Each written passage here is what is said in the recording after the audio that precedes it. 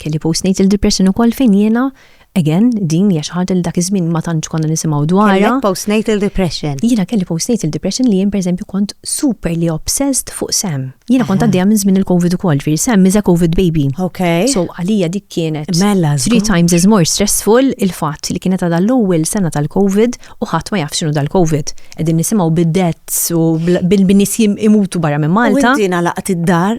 Jiena nagħlaqt id-dar minn Marzu u kelli l-baby end of April.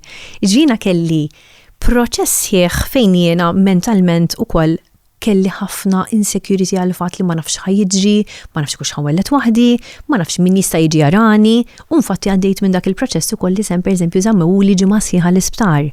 Okay. U jiena dal-baby ma rajtux għax kellu s-sufejra. U jiena għall-ewwel ftit ġifieri ma stajtx nifhem. And I couldn't comprehend li dal-baby mux ħajkun miegħi. U niftakarni nikbi u l-mamma bitsam li Sara, this is something normal, din hija normali li l-babies ikollhom sufejra. Bdiet nagħmilha le ma ħajħdu li l-baby ħajħdu li mhux se jkun miegħi. Ġifieri bħala il-biża li inti qasbis taf x'qed jiġri is beyond you. Naf. Meta taqqat daw l-affarijiet kollha, it was a recipe for disaster.